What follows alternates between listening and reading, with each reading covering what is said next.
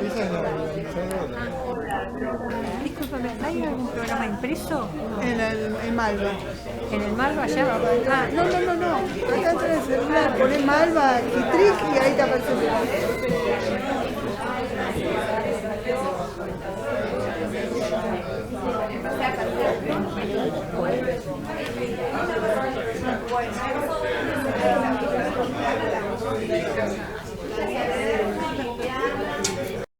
Escrituras participan Liliana Gir, Guillermo Saavedra, Isabel Quintana como comentadora y la presencia maravillosa de Tununa Mercado. Liliana Gir va a leer un trabajo que se titula Puesta en escena.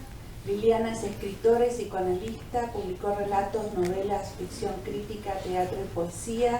El poema teatral Hamlet, Préstame la bufanda, es su última obra. Sus textos fueron traducidos al inglés, italiano, francés, alemán, portugués y serbio. Es autora de tesis en la carrera de escritura creativa de la UNCREF. Guillermo Saavedra es poeta, editor, traductor y crítico cultural. Ha publicado libros de poesía para adultos y niños, artículos críticos sobre literatura, teatro, música y artes visuales, entrevistas y numerosas antologías. Actualmente dirige la revista de cultura Las Ranas y se desempeña como investigador especial de la Biblioteca Nacional Mariano Moreno. Isabel Quintana estudió letras en la Universidad de Buenos Aires, realizó su doctorado en Berkeley, California, desarrolló un postdoctorado en la Universidad Autónoma de México. En la actualidad se desempeña como profesora regular a cargo de la Cátedra de Teoría y Análisis Literario en la Facultad de Filosofía y Letras, es investigadora de CONICET, su sede de trabajo como investigadora y directora de proyectos de investigación es el Instituto de Literatura Hispanoamericana.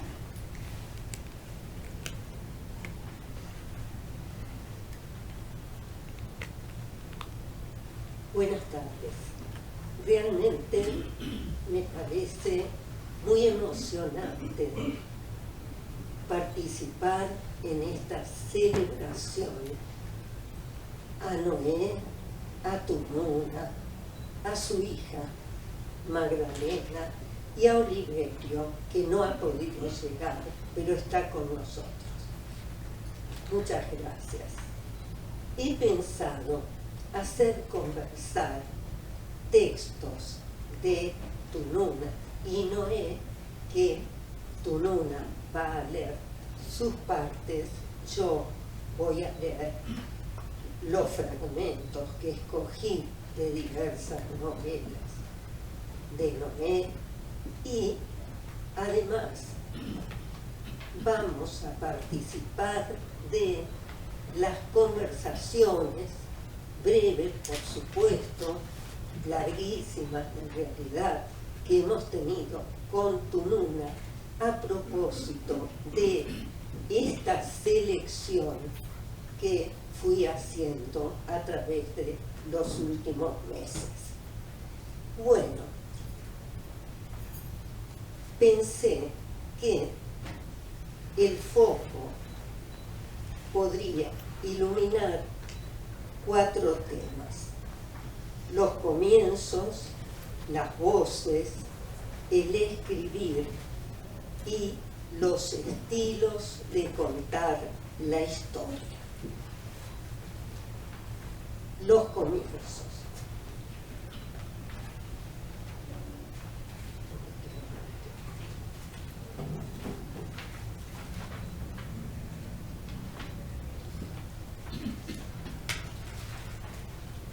Comienzos.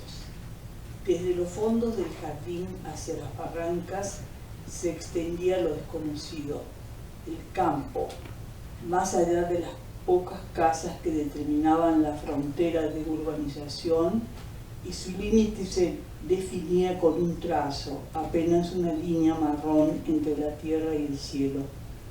En ese reborde de barrancas se formaban unas espesas polvaredas en los días de viento y se descargaban sobre las cabezas de las personas y animales, techos y árboles, deslizando prepotentes su materia blanca y harinosa en las habitaciones. Yo había vivido allá en Córdoba, capital, por el 42, en el estadio liminar de mi vida. Los pasos de mis padres cuando entramos por primera vez en esa casa, mucho antes de que pudiera tener conciencia del cielo y de la tierra en el horizonte. Todo es blanco y mis ojos buscan detrás de cada puerta, en el vértice último, algo que pudiera haber sido dejado por alguien, un objeto, una presencia. Es un fragmento de La Madriguera. Como en el comienzo de un film, Tununa abre el relato con un plano secuencia, establishing shot, seguido por un largo traveling. Sus palabras se convierten en imágenes. Sentimos la textura, los colores, las vidas en una síntesis de potencia objetivista, exterior, interior. Al entrar a la nueva casa, ella presentifica ese instante, como escribiera Freud acerca del término Heimlich, algo secreto, oculto, impenetrable y a la vez familiar, íntimo, amable. Recordarás, Tununa, que te referiste al comienzo de La Madriguera con esta frase. Sentada en el jardín, yo imaginaba lo que ocurría en el afuera. Antes había vivido en Córdoba, el ruido de la calle, un tumulto constante se contrarrestaba con ese vacío. Recuerdo soñar encontrando mis propios juguetes, también otros. Tenía sensación de pérdida y de encuentro porque en el jardín empecé a pintar. De la pintura a las palabras transcurrieron varios años. Sí, ese comienzo de La Madriguera es paradigmático. Seguí pintando siempre, aunque el lenguaje ganara la partida.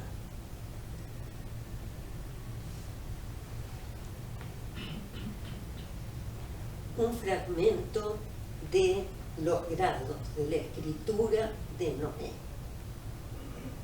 Si algo caracteriza un comienzo, todos los comienzos, es la dificultad. Es difícil empezar, sobre todo porque al principio era el verbo, o en otro paradigma opuesto, pero acaso respondiendo a una misma perplejidad, el Big Bang, lo cual, uniendo las dos expresiones, quiere decir en nuestra cultura, en la que tan solo la idea o el sentimiento de que hay una preparación es capaz de dialectizar la imagen de un estallido sin causa y disponerse en terrenos menores como espacio de la responsabilidad. Comento lo siguiente porque es como si el fragmento que elegí tuviera muchísimo que ver con la mesa anterior, en la cual se hablaba de ese fraseo creador que avanza, pero es de pronto interpelado por Noé mismo cuando escribe opuesto pero acaso, y sigue por otro camino en esa deriva creadora. Bueno, cuando leí esto, vos comentaste, Esta reflexión de Noé sobre los comienzos no coincide con lo que le ocurría.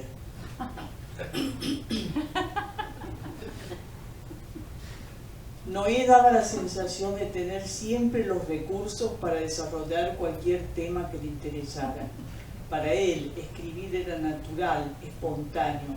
También era natural compartir lo que pensaba, compartir la previa, se diría hoy.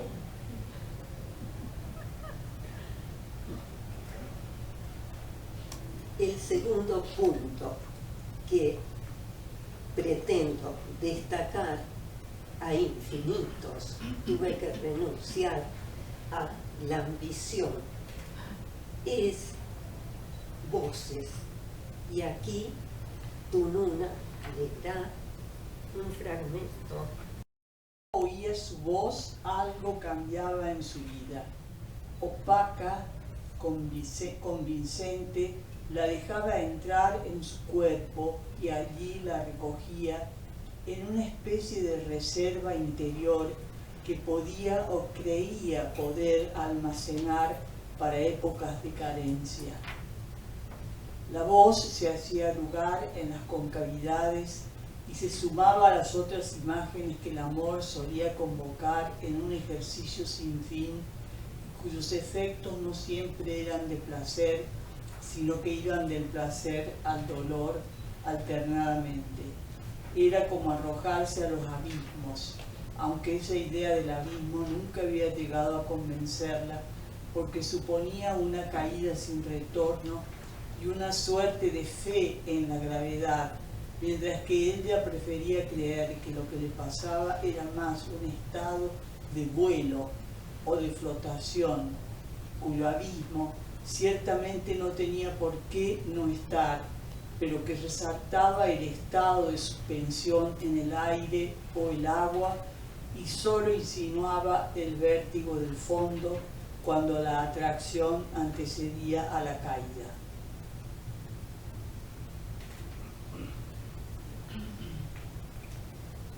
Escuchamos este fragmento de Canon de Alcoba que tiene un subtítulo, Amor delirante, y observamos el ritmo virtuoso, intenso.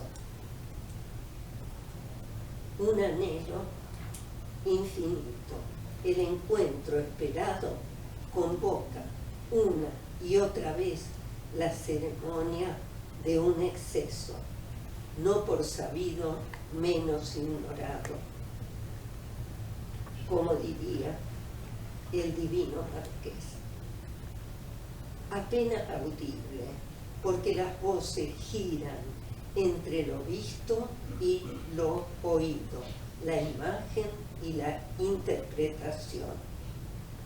Tununa escribe la cadencia del deseo, no necesita de la comparación, va a eludir el cómo, afirmando la palabra es cuerpo en la escritura. Tununa recuerda su estado emotivo mientras escribía. Busca en el libro un fragmento y lo lee, hablando de las sensaciones que la acompañan.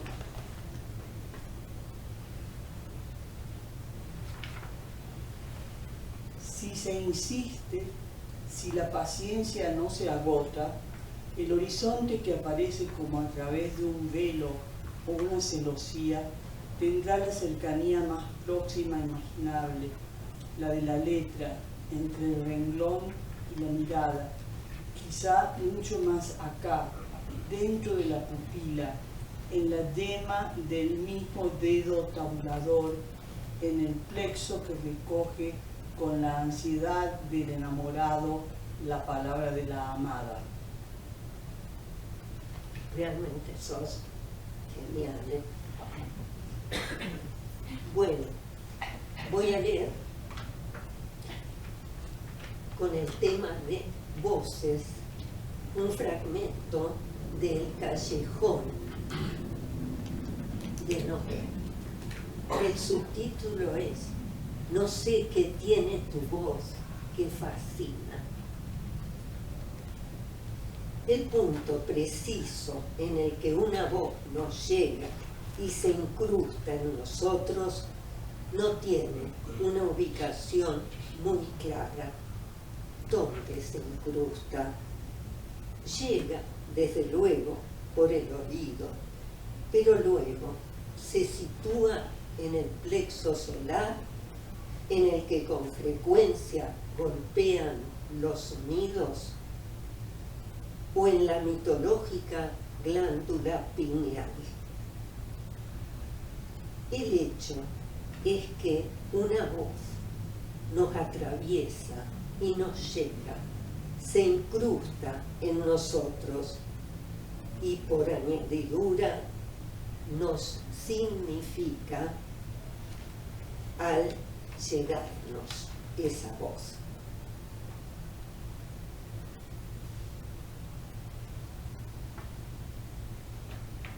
El itinerario de la voz, tan lúcidamente expuesto en este fragmento del Callejón, tiene puntos de contacto con el concepto revolucionario de Noé. Se habló de revolución al final del panel anterior. Y tal cual. Lo que dice los va a revolucionar a ustedes también ahora. El lector no existe. Noé convenía en que era una expresión a contracorriente, algo escandalosa. Esto lo conversamos muchísimo. Formulaba que era un acerto en contra de la operación crítica que menciona al lector como si fuera una categoría objetiva, mensurable. El lector es, decía, cuando lee mientras lee. Incluso sostuvo esta afirmación en varias entrevistas. Lo cito: es el libro el que crea al lector. El lector no es anterior. Darle una existencia tiene una ubicación perversa, porque supone toda una red típicamente comercial en relación con el libro. Cierre de cita. Este es el vértice que pretendo destacar en relación a la voz, adhiriendo, por supuesto, a la resonancia que ciertos libros dejan, como fue el final del texto, El Callejón de Noé. Mientras Tununa ficcionaliza el efecto de una voz narrando el instante repetido de un encuentro amoroso, el recorrido emocional inconfundible y lo equipara a la escritura, Noé demuestra el impacto de la voz en un nosotros, sus ecos a semejanza de la lectura. Paso al tercer punto en cuestión: escribir. En Conversaciones sobre literatura, Germán Paredes, bueno, los fallidos tienen un sabio corrector, Demián Paredes le hizo esta pregunta: ¿qué es para vos escribir, Noé? Hablar de escribir es apelar a un acto individual y a una experiencia determinada. Por ejemplo, quien necesita escribir por algo inmediato cuando tiene que cumplir con alguna obligación. es una cosa, pero el que lo hace porque siente que debe escribir es otra cosa y muy diferente. ¿Qué siento? ¿Qué pienso? ¿Qué necesito escribir para expresar algo que quiero? Ciertas experiencias literarias lo muestran, aunque persigan la expresividad.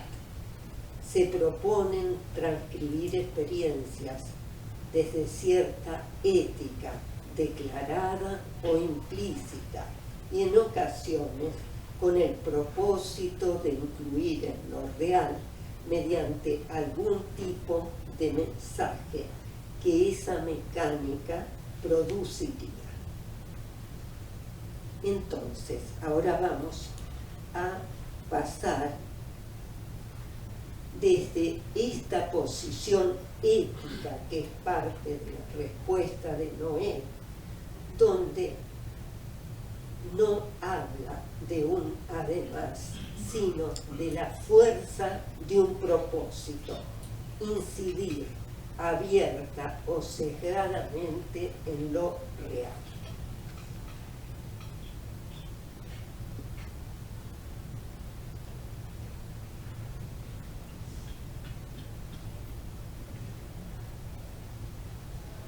En este momento voy a hacer primero el comentario antes y después va a leer Tununa un fragmento de este alumbramientos que está en narrar después.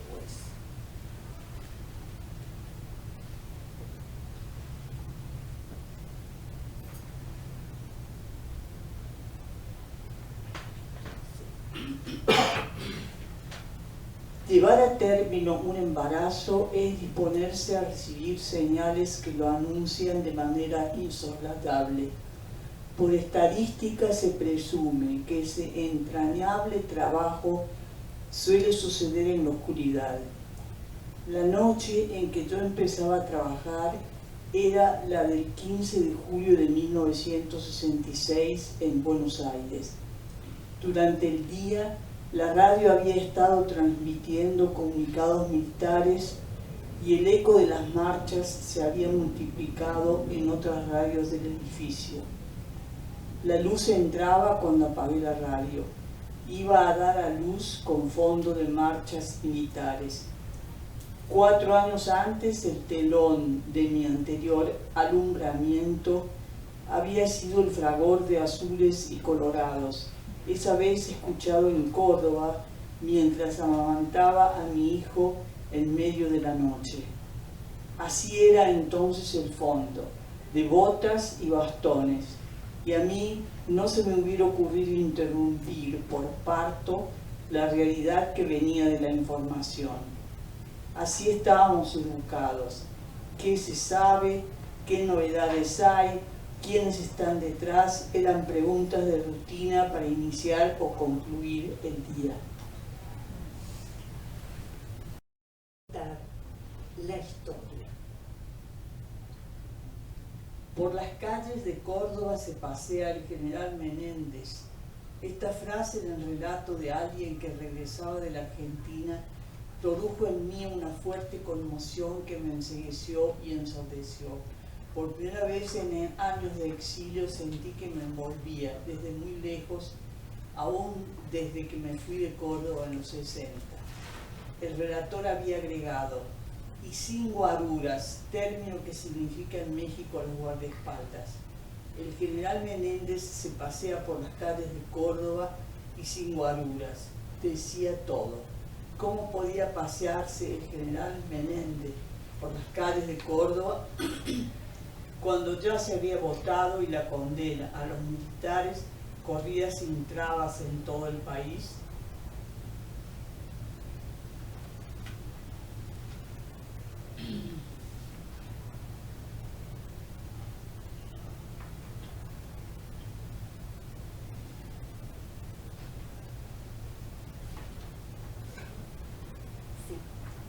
Y ahora el contrapunto. micrófono. Gracias. El contrapunto, tan actual, ambos textos. El contrapunto es un fragmento de la novela Limbo de Noé. Por primera vez desde que llegó al avión, mira a su alrededor. A su lado hay un hombre cuya extrema corrección la asusta. Todo es impecable y recortado en él, desde el pelo.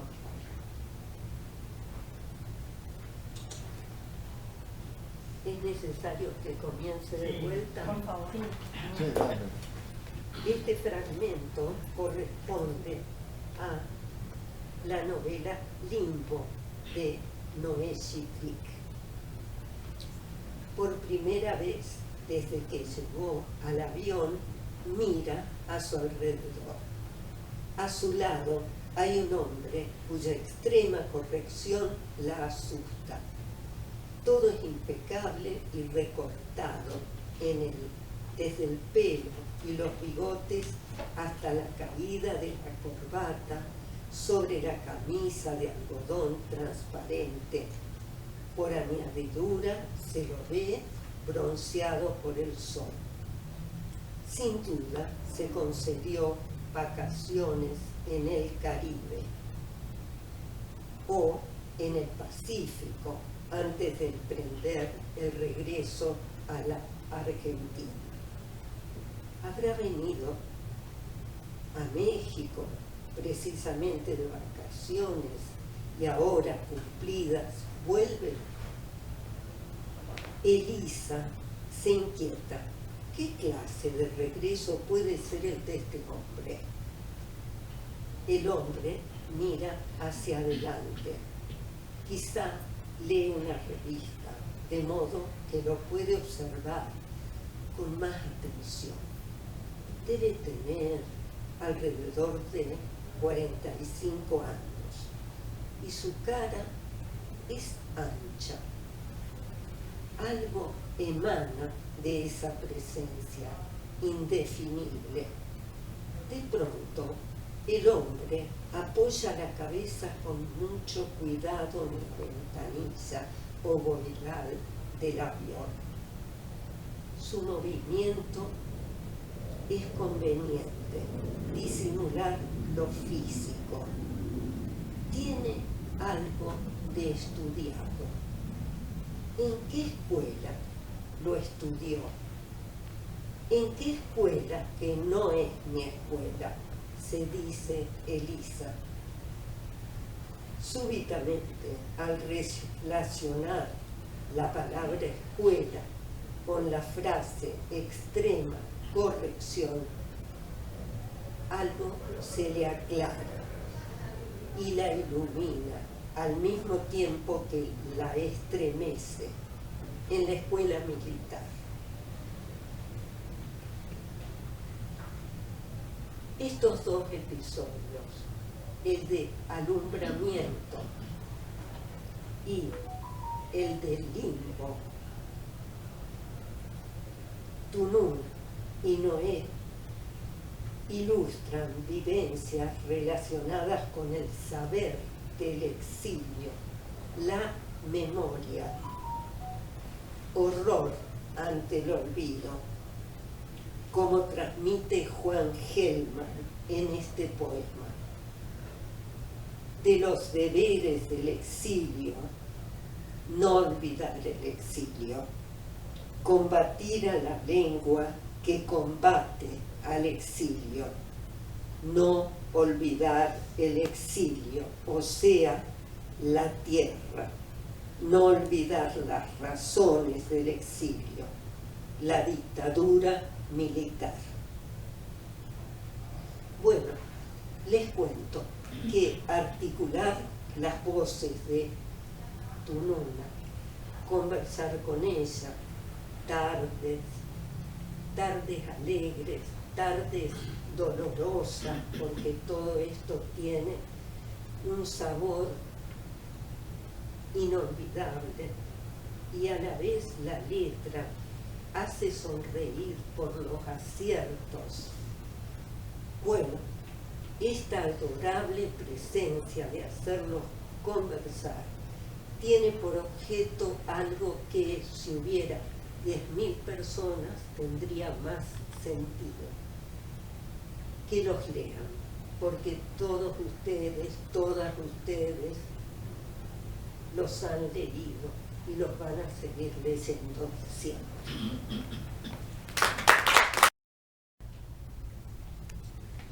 Muy buenas tardes, gracias a la gente que organiza esto por haberme invitado a tener el honor de hacer lo que estamos haciendo desde ayer, ¿no?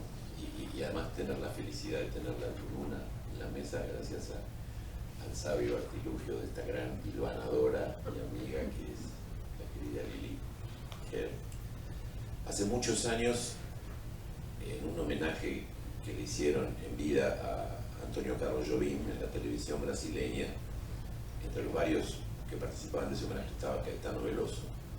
Todos hablaban y se deshacían en elogios y en análisis de la extraordinaria obra de Jobim, y Caetano estaba callado. En algún momento el presentador, el conductor del programa le dice: "Usted, Caetano, no dice nada". Dice: "No, yo vine solamente a cuidarlo a Jobim". A mí me encantaría ocupar ese lugar silencioso, admirativo y arropador de cuidarla a la enorme y querida Tununa, y cuidarlo también a Noé en su memoria. Pero estamos en un foro de escritores, de críticos, de lectores que no existen pero siguen leyendo o se crean gracias a la maravillosa obra de Noé y de Tununa y nobleza obligada. No hace falta recordar la enorme trayectoria de Noé, tampoco la de Tununa, pero hay algunas cosas, algunos puntos de esa trayectoria que a mí modestamente me involucraron. He tenido el placer de editarlos a ambos, de presentarlos, de comentar sus libros en medios periodísticos, y de todo eso quedan algunas huellas. Hace algunos años, por ejemplo, tuve que encargar la edición para un sello que dirigía en la Facultad de Filosofía y Letras de la UBA, de una antología de la revista Centro, que fue una revista que realizaron los integrantes del Centro de Estudiantes de esa facultad en los años 50, junto a trabajos admirables de Ramón Alcalde, David Viñas, Adelaida Gigli. Se contaba, entre otros, brillando por su irreductible consistencia, un formidable ensayo de Noé sobre la poesía de Alberto Gigli, que podría haberse publicado la semana pasada. Unos años antes de eso, tuve el honor de organizar, en medio de los muchos fastos que había por los 30 años que se cumplían de la muerte de Borges en el 2016, de conversar con Noé sobre un texto para mí clave, sobre el autor de la Aleph, que se llamó Sentimientos complejos sobre Borges. Y pude comprobar, repasándolo en ese momento con Noé, que tenía una actualidad que continúa hasta hoy. En la década del 90, cuando intenté modestamente contribuir a la argentinización del catálogo multinacional de la Alfaguara de esos años, tuve el honor de editar en ese sello la novela Citas de un día, una novela que guarda muchos puntos de contacto con una a la que me voy a referir particularmente, que es Terminal, por ese carácter que tiene de parábola, de alegoría incluso, aunque es una alegoría que no encierra una fácil enseñanza, una enseñanza manifiesta o evidente. Casi son varias de las novelas de Noé, creo que Limbo, Terminal, Evaluador, Citas de un día, tienen el carácter de parábolas sordas, ¿no? Ciegas, o que dejan su enseñanza en un lugar resbaloso y de difícil aprehensión, pero que evidentemente está allí, ¿no? Menciono estos puntos, podrían ser muchos otros, pero creo que no se puede dejar de mencionar el trabajo fundacional de Noé en la revista Contorno, su forzosa y fructífera estadía mexicana, su regreso a la vida universitaria y literaria de la Argentina, su insoslayable historia crítica de la literatura argentina, su sus ensayos, sus poemas y sus incursiones en la ficción. La minuciosidad es imposible. Lo que quiero remarcar es la persistencia de una obstinada voluntad de pensar, de revisar críticamente lo pensado, de escribir, de reescribir, con afán igualmente crítico lo escrito, siempre en torno de una intuición que no quiere convertirse en certeza para ser coherente consigo misma. Que la escritura y las conversaciones que ésta suscita tienen no solo la posibilidad, sino más aún la obligación de ofrecernos alternativas liberadoras, modos diferentes de los que no cesan de poner al servicio de la idiotización y el desamparo de las mayorías los omnipresentes y sofisticados medios de opresión. En los ensayos de Noé, en sus clases, a través de sus intervenciones públicas, de sus ficciones, Noé ha llevado adelante esta suerte de dieta personal y la ha ofrecido como posible menú alternativo a sus lectores, alumnos y colegas con una invencible alegría. Desde luego, al usar esta palabra no me refiero a la aviesa incitación a la estolidez colectiva con que los gobiernos neoliberales o el establishment canalla intentan distraer la atención de su cotidiana labor de desmantelamiento de derechos y de conquistas sociales, cosas que Noé no se cansó de denunciar y que más que alegría lo que provocan es alergia. Quiero rescatar esa palabra para nosotros, quiero usarla espinocianamente, si se me permite, para intentar cifrar ahora provisoriamente el sentimiento genuino que la escritura de Noé suscita en quien la lee y que sospecho es uno de los motores que la mantienen viva. Es algo ubicado en las antípodas del pseudo-relato acrítico y asténico. Es una fuerza que surge de la intensidad intelectual de Noé respondiendo a su evidente experiencia del placer del lenguaje, a un indudable goce íntimo en su proceso de construcción de relatos. Uno podría pensar que la alegría es un efecto de lectura improbable en un libro que se titula Terminal y que en su desarrollo confirma al menos dos acepciones oscuras, poco felices de esa palabra. La idea de un lugar desde donde salen y al que llegan ómnibus de pasajeros, y también la idea de fin, en el sentido de enfermedad o de situación terminal. Terminal es la historia circular, reversible, infinita, de una mujer que escapa de su destino de explotación sexual, asesinando a su proxeneta, para entrar en otra dimensión. Así lo frasea el propio texto.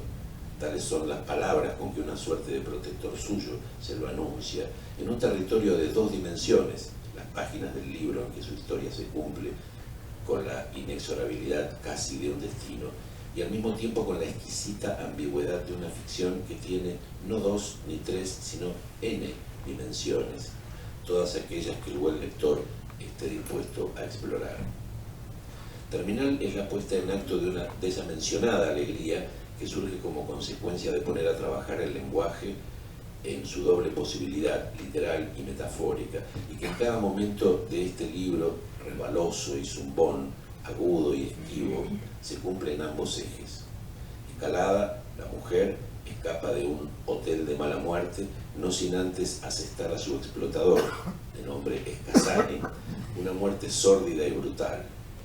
Luego de pasar a buscar a su hija, en vez de huir lo más lejos posible del lugar del crimen, entra con ella en un bar cercano, llamado misteriosamente Lento Transcurso, y donde en efecto la acción entra en una suerte de morosidad, casi en una animación suspendida. A partir de allí los nombres de todos o casi todos los personajes que le salen al paso a la protagonista, incluso el de ella misma, que será rebautizada, aluden de una u otra forma a Dios o alguna divinidad. El dueño del bar se llama Diodoro de Alessi, el mozo de Olindo. Dos parroquianos, un ex policía y un escritor, se llaman respectivamente Graziadio y Donadei. Un célebre pintor iconoclasta antirreligioso que evoca vagamente a León Ferrari y vive cerca del bar se llama Adeodat Bonadeo. La propia Escalada es, como se dijo, rebautizada como Dionisia Santino, por una suerte de misterioso demiurgo que parece conducir la acción, que se llama adecuadamente Diosdado. Luego habrá más. al entrar y salir de la casa del mencionado pintor, una tal Pia Satanovsky, que se suma a la serie, digamos, por posición semántica, una Diótima, una Benedicta, un empresario de ambigua ocupación llamado Santucci, un comisario paternoster, un sargento Bendito y un cabo Paulista. Inútil avanzar en el recuento de la acción, no solo para no arruinar al lector todavía virgen su encuentro personal con esta divertidísima historia, sino también porque no es en los pormenores de la anécdota donde reside la calidad, la belleza, la alegría de este libro, sino en el modo en que va llevando ante la vista de su lector una suerte de striptease, que es al mismo tiempo un hábil revestimiento de alta metaliteratura, haciéndose y deshaciéndose página a página, cumpliéndose como una fatalidad que las palabras llevan implícita y al mismo tiempo desviándose de ese destino manifiesto, para quedar resonando en la banquina del texto como algo más o algo menos, algo literalmente diferente de lo que las palabras parecen querer decir. Terminal es al mismo tiempo un policial filosófico y antes que una reflexión sobre las posibilidades, limitaciones y dobleces del relato, es una puesta en acto de esas posibilidades. Y en cualquiera de los dos casos es una puesta a la acción a través del lenguaje y una irónica advertencia acerca de los múltiples filos que éste ostenta, o para decirlo con el título del célebre libro del filósofo británico Austin, Terminal ofrece una magistral exhibición acerca de cómo hacer cosas con palabras, que bien puede ser leída como una alegoría, vale decir, como una forma de la alegría que incluye la ambigua vocación disyuntiva de una O y a la vez, literalmente. Pero por sobre todas las cosas, Terminal es una acabada muestra, una más, por si hacía falta, de la luminosa capacidad de Noé Gittrick para entrenarnos en la alegría, no en la enajenada pasión del circo romano, sino en la lúcida y gozosa asunción de un compromiso con la espesura de las palabras, con las múltiples posibilidades y también con las innumerables trampas que éstas contienen a la hora de hacerse camino en la selva espesa de lo real. En cuanto a la obra de la querida y admirada Tununa, solo puedo reiterar que he tenido el placer de entrevistarla, de comentar sus libros y de ser agasajado junto a su inseparable Noé durante muchos años por su hospitalidad tan ancha y gozosa como la de su escritura. A lo largo de los años, a través de la ficción, del ensayo y de ese género híbrido que ella maneja como pocos y en el que se entrecruzan la memoria, la autobiografía, la ficción y la crítica, Tununa nos ha entrenado amablemente en lo que Roland Barthes definió luminosamente hace mucho tiempo como el placer del texto. Porque así como la obra de Noé es un cuidadoso ejercicio de la alegría, la escritura de Tununa es siempre una invitación al placer.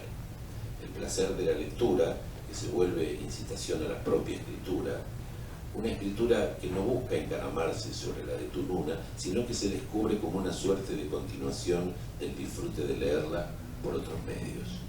En la escritura de Tununa todos los verbos parecen ser copulativos, no porque exijan predicados nominales, sino porque ponen en evidencia el carácter erótico, físico, tridimensional de las sabrosas escenas de lenguaje que protagonizan la autora con los lectores que va creando.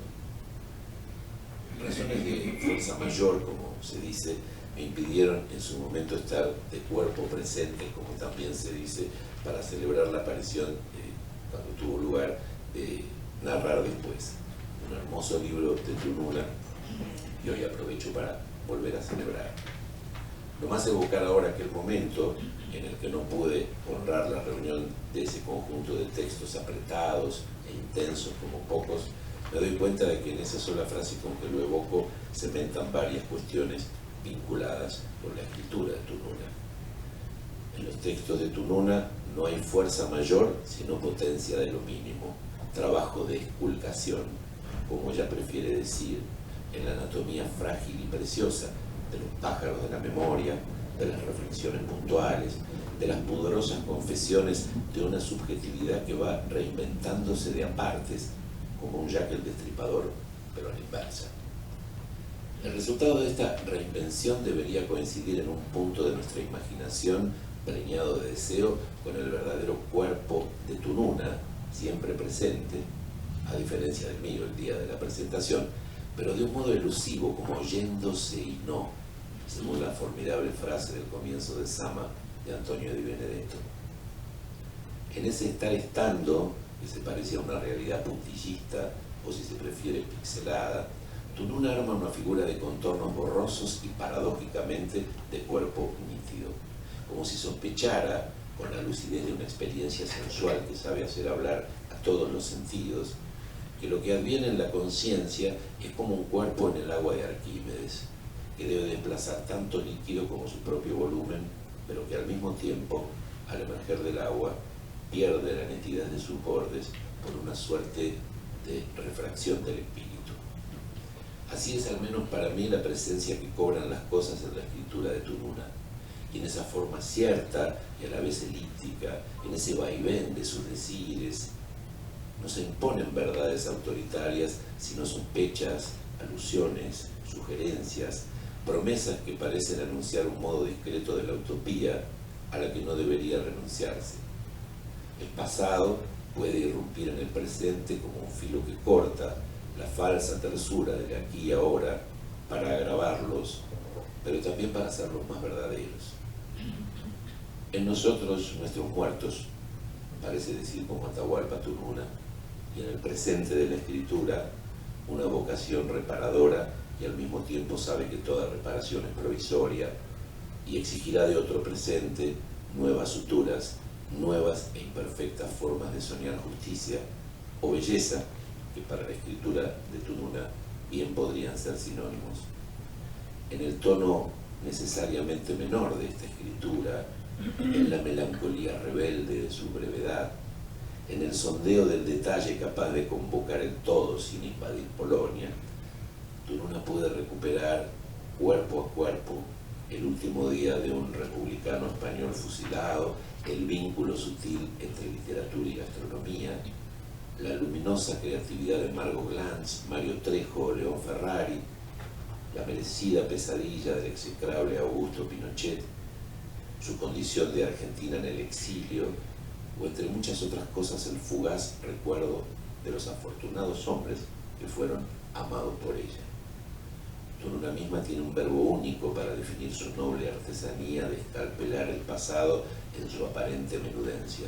Narrar, dice ella, y lo dice sin una pizca de ingenuidad, porque ese ejercicio practicado por Tununa con plena conciencia de una pérdida, ese después del título, alude a una forma histórica de nuestra desgracia, el haber sobrevivido a los sueños de la modernidad sin habernos resignados a perderlos.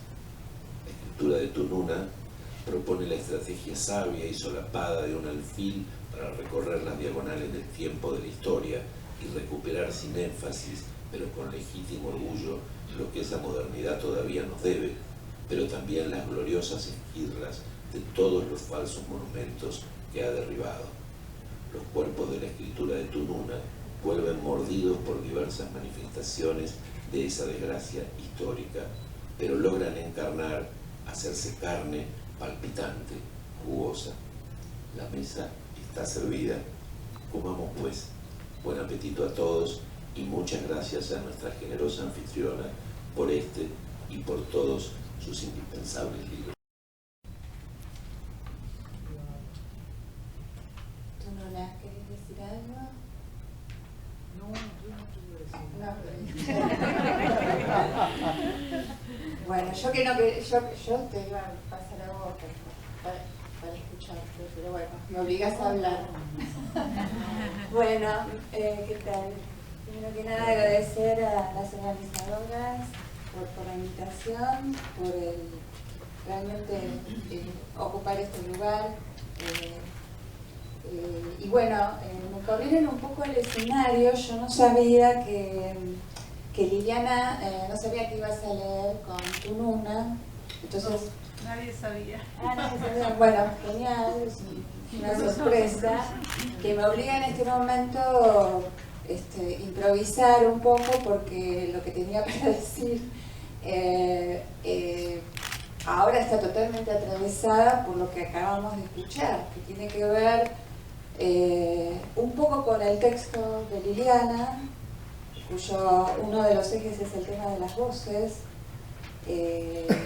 Bueno, acabamos de realmente asistir a una experiencia polifónica, ¿no? Dialógica, donde se mezclaban las voces, ¿no? Sobre todo la de Liliana y de Tununa. Y entonces, digamos, uno de los ejes del trabajo de Liliana, que era dar cuenta de cómo aparecen las voces en la escritura de Tununa, voces que están atadas a la experiencia del deseo. Cito a Liliana, ¿no? Donde ella, citando a su vez, porque también acá hay un juego de citas en el trabajo de Liliana, de citas de diálogos, de citas de reflexiones. Bueno, esto ahora adquiere otra dimensión, porque en esta experiencia de lo viviente que acabamos de atravesar, por lo menos a mí me pegó de esa forma, no sé a ustedes, este diálogo fue creciendo y se tornó en un coro donde digamos, salimos de la ficción para entrar en la experiencia de qué pasa con las voces y nosotros, y qué pasa en las voces en relación a nuestros cuerpos, que era también uno de los ejes que trabaja Liliana en su texto. Voz ligada al deseo, voz y voces ligadas a los cuerpos, ¿sí? Cito a Liliana diciendo que en la escritura de Tununa lo que vemos es la cadencia del deseo. Me parece también una forma muy estimulante para pensar el deseo ligado a la voz, y no necesariamente, si bien el cuerpo está atravesado absolutamente, ¿no? Y se pregunta, ¿no? ¿Cómo me llega? ¿Dónde me llega? Si en el plexo solar o dónde, en qué lugar, dónde entra la voz. Estamos muy lejos de cualquier tipo de acercamiento fonocentrista, en el sentido de que la voz ocupa un lugar privilegiado respecto de otros, sino que es un ingreso más, un recorrido más en la relación del cuerpo y el deseo atravesadas por las voces. Entonces, habría que repensar esto de nuevo, digo, ¿no? Porque estoy improvisando a partir justamente de esta experiencia, esta puesta en escena que hicieron Tununa y Liliana. Haciendo referencia concreta al trabajo de Liliana, nos trae un momento muy interesante en la crítica de Noé, cuando muy provocativamente él, y muy anti-Barthes, ¿no? Muy anti-Barthes, postula que el lector no existe. Recordemos que Barthes mató el autor murió, después matamos al lector, esa historia ya la sabemos. Pero de forma muy eficaz, desde el punto de vista crítico, Liliana nos recuerda cuando Noé dice, no existe, no hay un lector previo a la lectura, ¿no? Y esto también nos hace pensar entonces también la noción de textos en el sentido de Barthes, porque entonces si para Barthes el texto se hacía al compás de la lectura, ¿sí? Acá literalmente se dice que el texto, ¿no? Es lo que está antes, ¿no? Lo que precede al lector. Digamos, esto es una línea que me parece que es interesante para seguir pensando, y entonces pensar que, bueno, para Barthes no había autor, pero sí lector, y para Heydrich no había lector, pero sí, un lector previo, pero sí una práctica de lectura que determinaba una subjetividad lectora y que era puramente contingente, ¿no? O sea, en el sentido de que se es cada vez lector en el momento que se lee. ¿no? Al terminar de leer dejamos de ser lectores. Otra cuestión, y con esto voy a terminar la primera parte, que también me suscitó otras preguntas, es cuando Liliana hace aparecer la cuestión ética, ¿no? La relación entre realidad y literatura, que es muy macedoniana. Macedoniana. Exacto, muchas gracias. Pensaba, ¿no?, que se trataba de salir de la ficción para ir a la realidad, por eso se presentó en su propio juego, se presentó como candidato a presidente, ¿no? Macedonio, por supuesto, no sacó ningún voto, pero me interesó acá, me pareció interesante plantear la cuestión ética en relación, aunque esta relación también, por otro lado, tan bastardeada, ¿no?, de la relación entre literatura y realidad, ¿no?, que suscita y ha suscitado muchas discusiones. Acá entonces Liliana subraya el carácter de lo ético, ¿no?, de ese pensamiento, ¿no?, de esa potencia, en todo caso, que tiene la literatura para desplazarse e intervenir en el campo de lo real. Me parece que ahí hay una posición ética y hay otra señalada por Liliana, y yo, Liliana, te pregunto, y con esto cierro este comentario, cuando te referís a la memoria, al exilio y al horror del olvido, ¿no? Bueno, creo que acá también, ¿no?, pelearnos, luchar contra las escrituras, ¿no?, que fomentan el olvido y demás.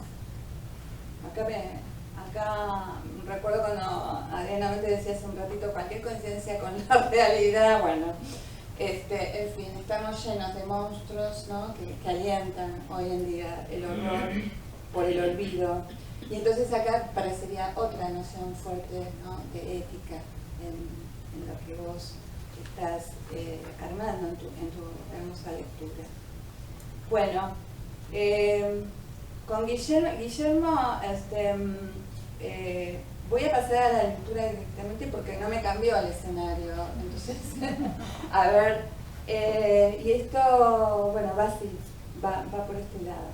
En la lectura que realiza Guillermo sobre Tununa aparece un quehacer de la escritura que la hace única en su diseño.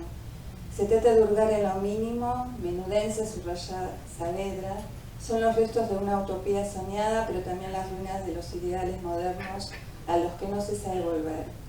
Una vida contada en fragmentos, un cuerpo hecho de pedacitos que al mismo tiempo vuelven la imagen de Tununa más potente.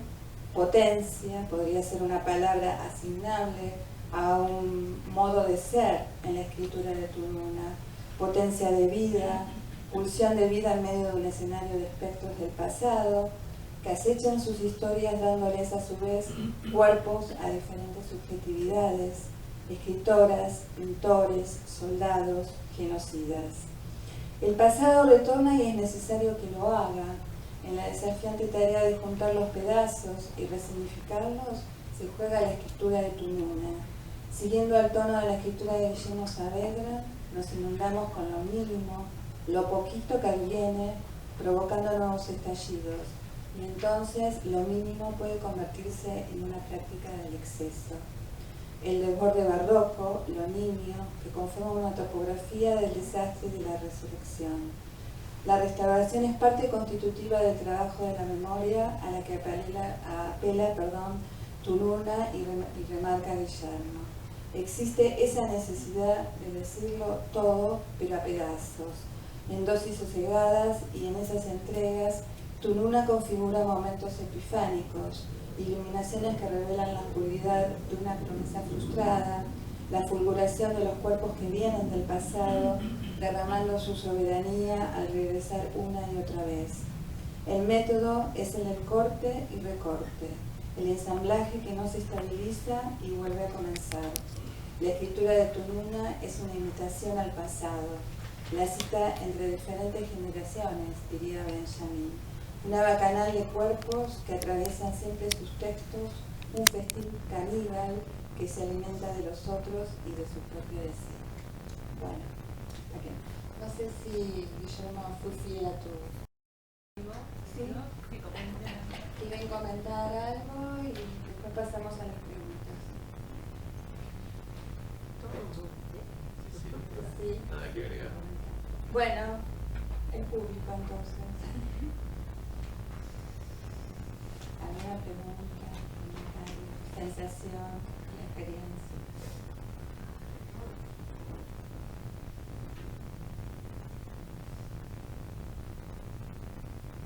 Ay, qué duro, ¿no?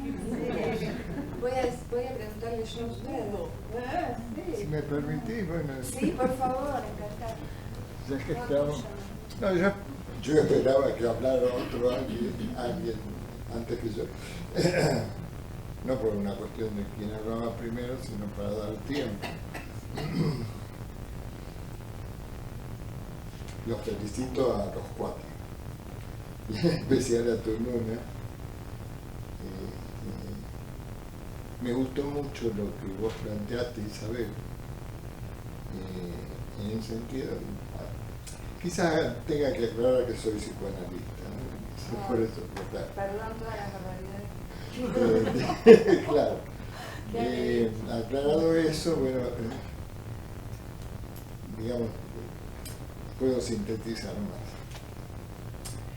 A mí me da la impresión que lo que vos dijiste acerca del cambio de escenario sucede constantemente en la escritura de Tununa y de Noé. Yo desde hace años que los he tenido como referentes a Liliana, a Guillermo, a Tununa, a Noé, a otros amigos más. Y creo que es muy importante algunas cosas que Guillermo lo señaló, se fueron enhebrando. Y en ese enhebrar, por ejemplo, me gustó mucho, Guillermo, que vos mencionaras, el hacer cosas con las palabras, ¿no? Es decir, toda la filosofía de Austin Sears, que después desarrolla Habermas, porque justamente yo creo que ustedes representan en sus obras, en cada una de sus obras, vos en El Velador, Liliana en lo que pronto vamos a descubrir en Hamlet, Déjame la bufanda, Tununa con su enorme obra y Noé, hacen cosas con palabras, ¿no? Y realmente eso es muy importante. Bueno, lo primero que a mí se me ocurrió no era esto, un poco tiene que ver con el escenario que vos planteaste. Un recuerdo que eso también yo no lo tenía previsto. Un recuerdo que a lo mejor Tununa también lo comparte. Hace 6 años, una cosa así, en la Feria del Libro, a Tununa la invitaron a una mesa donde había 3 teóricos sumamente importantes de Shakespeare y Tununa. Había una persona que había venido de una provincia, otra persona que no sé a dónde pertenecía, un especialista en Shakespeare, norteamericano de Columbia, ¿no? Todo como para asombrarse. Y empezaron a hablar y la sensación que poco a poco fuimos teniendo era de un Shakespeare que para muchos, incluso para mí, que soy muy adicto al bardo, al escritor, ¿no es cierto? Yo desconocía. Hasta que en algún momento el horizonte era Victorio Campo, Sur, y todo lo que había sido publicado sobre Shakespeare en Sur. Parecía el horizonte. Yo tengo leído lo de Victorio Campo y realmente Sur y no. Hasta que finalmente dijeron una frase, porque Shakespeare es solo para la élite, solo puede ser leído por la élite. Tununa estaba callada, Entonces yo le pasé un papelito y le digo, ¿querés que al final, como ahora, no? Al final pida la palabra? Una bebida, ustedes la han visto sonreír, la hermosa sonrisa que tiene, y no se hace contigo. ¿No? Entonces llega el turno de Tununa, que realmente era la persona en esa mesa que no era la teoría, la academia, nada por el estilo, era la escritora, era la creadora. Entonces empezó a hablar de su adolescencia, cómo se había enamorado de Lorenzo Olivier en el papel de Hamlet, lo que significó comentar con sus amigas la visión de Elsinore, la visión de los amores de Hamlet. Es decir, de pronto era un Hamlet al que todos podíamos acceder, todos los que estábamos ahí podíamos acceder. Este recuerdo tiene que ver con lo que dijo Guillermo, pero hacer cosas con las palabras. O sea que bueno, era traer ese recuerdo, agradecerte Tununa que estés aquí de nuevo y bueno, muchos besos como siempre. Qué bueno. Yo recuerdo en uno de los últimos maravillosos encuentros que propiciaban Tununa y Noé en la casa de la calle Viamonte, que estábamos ya todos muy afectados por la inmediatez y la perentoriedad de la vida política que pasaba en la Argentina, y Noé estaba preocupadísimo por uno de sus temas en ese momento, era lo que él llamaba la perlocutividad, es decir, el discurso que hace, que provoca en otros, que decía que de eso se trataba lo que estaba en juego, ¿no? de que necesitábamos que en la política apareciera gente como Néstor, por ejemplo, que provocara con lo que decía cosas en la realidad, digamos, ¿no? Que es una manera también de rendirle tributo a esta imagen que yo modestamente había incluido y que vos rescatás, Perdón, Adrián. Algo muy chiquito, eso para la grabación, no sé.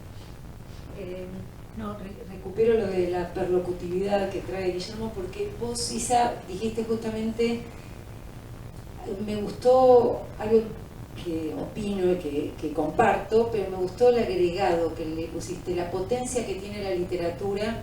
No dijiste solo para intervenir sobre lo real, que es algo que yo suelo casi como un mantra repetir, lo dijiste para desplazarse e intervenir sobre lo real. Y me gustó la idea del desplazamiento, porque de algún modo lo que Liliana hacía y lo que Guillermo hizo, ¿no? En relación con estas obras y lo que implica el desplazamiento de una obra a otra, no para que se supongan obligatoriamente por el mero hecho de la convivencia, porque también digo, tenemos como un poco como el riesgo de pensar que como convivían y son dos grandes escritores que compartían la literatura, una literatura no obligatoriamente supone la otra.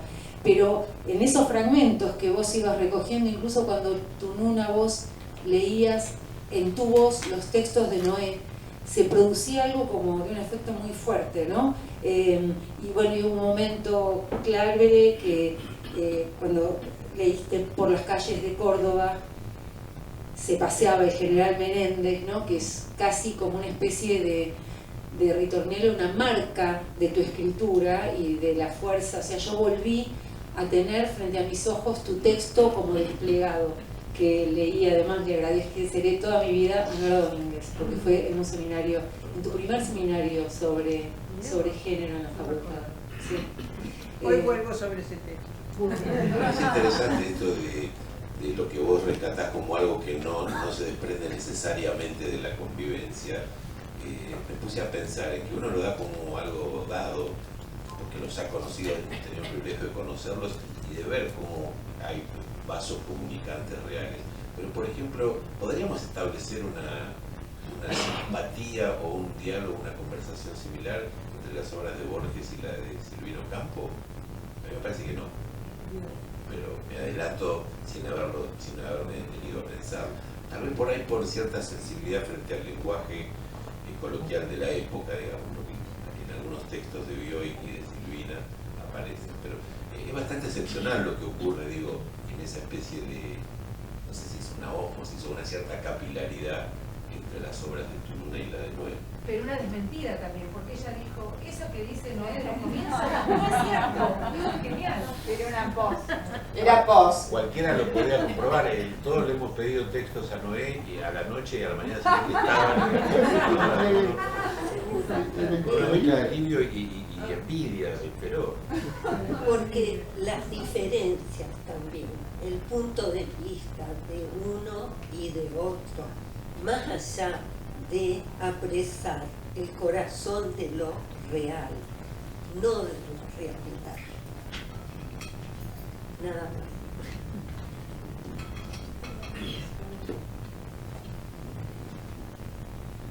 Este concepto que dicen de la perlocutividad. Perlocutividad, pienso mucho estos días en mi papá, cómo podría aguantar la destrucción de las palabras, ¿no? De los conceptos. Y esta situación se vivió quizás como antecedente durante el macrismo, un antecedente que parece leve, tibio, al lado de ahora. Así como un ensayo de Sí. verdadero horror que es esto. Y bueno, él encontró una palabra que podría ser un antídoto ahora, que es palabrerío. Tituló una nota así, analizando estos discursos huecos o deformes o sin materia que el macrismo cultivaba, y creo que ahora estaría, quizás esa palabra no sería suficiente. Yo creo que no le alcanzarían las contratapas de página 12 a mi viejo para dar respuesta. Porque además estamos sufriendo mucho y en relación a lo que vos decís de las voces, y la voz de mi mamá y la voz de estas personas dedicadas a la literatura y con la fe de que la literatura puede modificar a las personas y por lo tanto a la realidad, la experiencia artística. Estaría ahora en una situación muy difícil de rescatar las bellas palabras y significantes de cómo están siendo aplastadas en este momento, ¿no? Entonces, bueno, por momentos digo, se salva de ver esto, porque lo hubiera tomado como un desafío personal combatir este palabricidio que estamos viviendo. Gracias, Pedro. Me parece fantástico para cerrar. Gracias. Bueno, y a ustedes por estar acá. Y entonces, nos A las tomamos- 5 Bueno, continuamos. bueno, gracias de nuevo.